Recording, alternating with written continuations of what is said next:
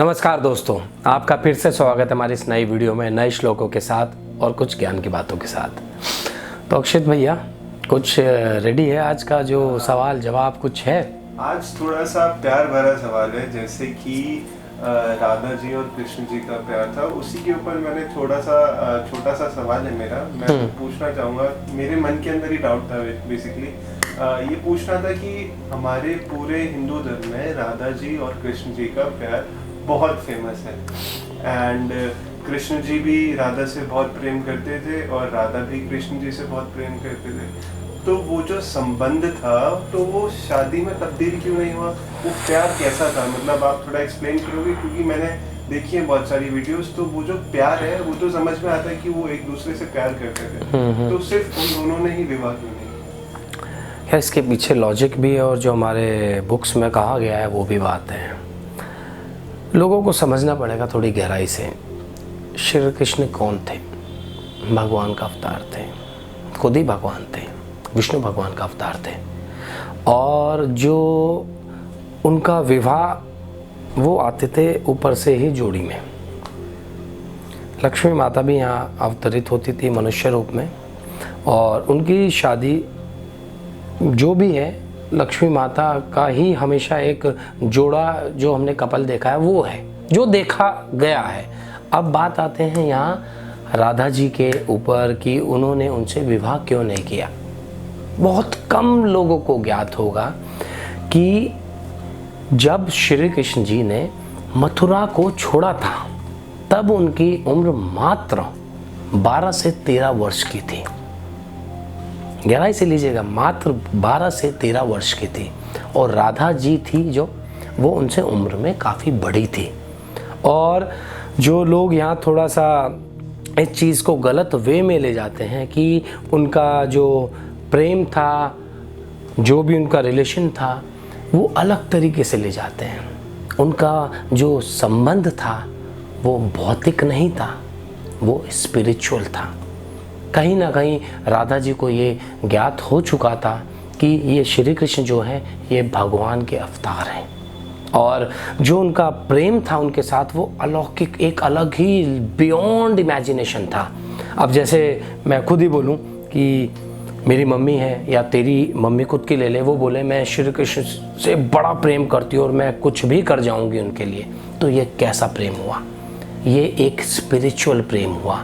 और बस आज के समय में श्री कृष्ण जी सामने नहीं है, पर अगर सामने होते तो जैसे वो बांसुरी बजाते, नृत्य करते, तो हो सकता है मेरी माँ, तुम्हारी माँ, या मैं खुद भी और तू खुद भी श्री कृष्ण जी के इर्द गिर्द ही होते। हम कहीं और जाते नहीं। हम कहते हैं हमारी दुनिया यही है, हम इससे अलग कहीं जाएंगे नहीं। श्री कृष्ण जी के लिए मर जाएंगे, मिट जाएंगे, पर इनसे अलग नहीं होंगे। वो इस तरह का एक अलौकिक प्रेम था, स्पिरिचुअल प्रेम था।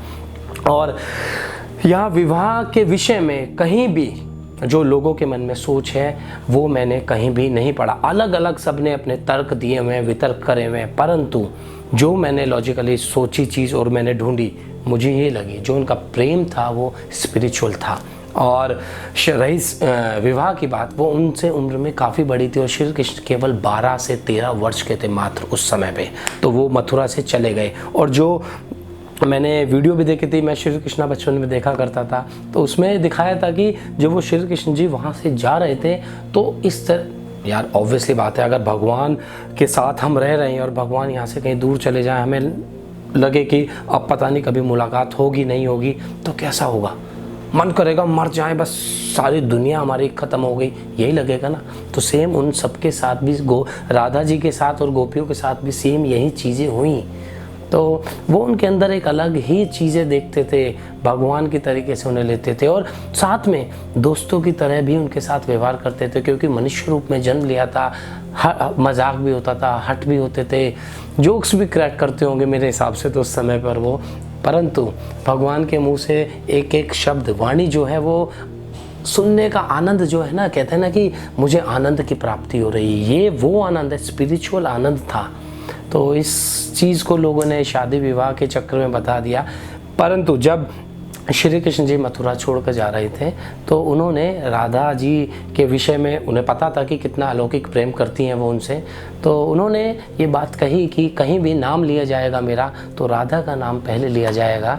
और तो भैया मैं आपको इंटरप्ट करूंगा, माफी चाहूंगा। तो इससे क्या मैं समझ सकता हूँ कि इन दोनों का जो प्यार था, श्री कृष्ण जी का और राधा जी का, ये प्यार एक भक्त और एक भगवान और भक्त का प्रेम था? इसको समझना पड़ेगा। एक भक्त और भगवान का प्रेम तो ऐसा हो गया कि मैं श्री कृष्ण जी का भक्त हूँ जैसे, परंतु मुझे श्री कृष्ण दिख नहीं रहे हैं। उसके लिए आज का ज़माना कलयुग है, बड़ी मुश्किल से अगर होगा तो वो अलग बात है, परंतु उस समय भगवान सामने मौजूद थे। अगर आज के समय में सामने भगवान मौजूद होंगे तो मैं उनके साथ मजाक भी करूंगा, मैं हट भी कर मुझे पता होगा कि वो भगवान है, जैसे राधा जी को पता है, वो हट भी कर सकते थे, मजाक भी कर सकते थे, दोस्त की तरह व्यवहार भी करते थे, परंतु उसके साथ साथ एक अलौकिक प्रेम भी था उनके बीच में। उस प्रेम का कोई नाम नहीं है, वो प्रेम आत्माओं का प्रेम है। वो जैसे कहते हैं ना कि हमें परमात्मा का ज्ञान हो गया, तो उन्हें कहीं ना कहीं उस चीज़ का ज्ञान हो चुका था। भगवान दिन रात साथ में रह रहे हैं, तो मैं ये चीज़ नहीं कहूँगा कि वो उस तरह का प्रेम था। ये एक अलौकिक प्रेम था, इस पे कोई सवाल नहीं खड़ा कर सकता कि ये गर्लफ्रेंड बॉयफ्रेंड का प्रेम था। नहीं, ये एक अलौकिक स्पिरिचुअल प्रेम था मेरे भाई। तो इस चीज़ को समझने की ज़रूरत है। ऊपर ऊपर से आप सोचोगे देखोगे तो नहीं समझ में आएगा, आपको उसके सार में जाना होगा। गीता सार में जाइए, भगवान के विषय में जानिए, पढ़िए, तो आपको समझ में आएगा। अज्ञानियों की तरह ऐसे सवाल जवाब हम कर लेंगे और किसी विषय के बारे में पता ही नहीं होगा, तो फिर वही गाने आएंगे, राधा लेट्स बीट, वो समथिंग जो आजकल बजते हैं ना, तो उसके पीछे जाइए। अगर इसी तरह की चीज़ें होती है ना तो सवाल उठाइए उन लोगों के ऊपर, और धन के ऊपर बनाए ना गाने।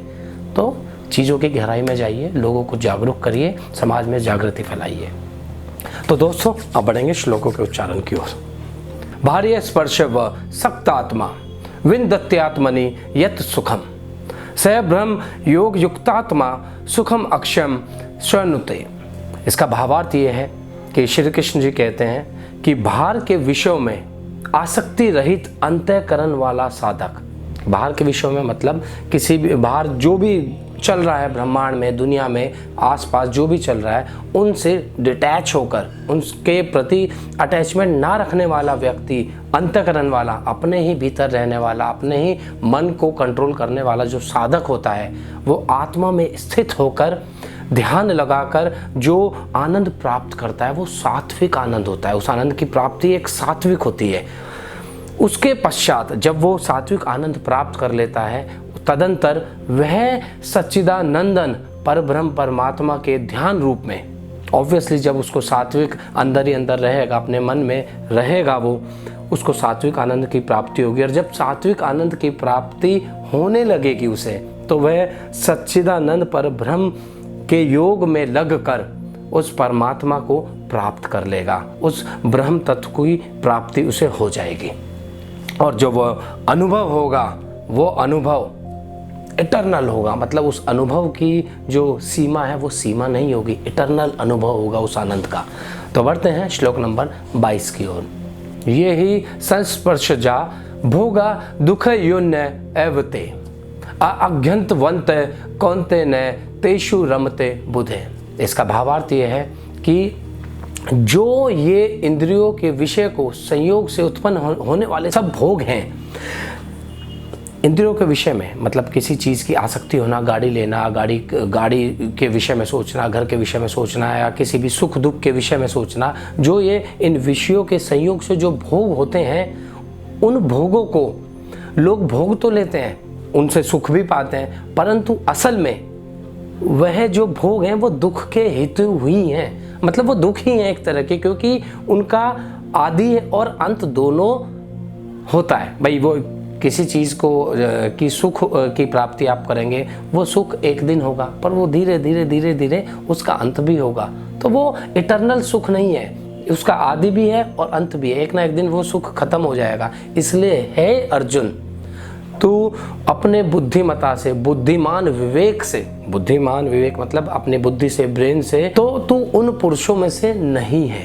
तो बढ़ते हैं श्लोक नंबर 23 की ओर। शक्नोति हैव या सौधुम प्राक्ष शरीर विमोक्षनाथ काम क्रोधो द्रवम वेगम से युक्त से सुखी नर।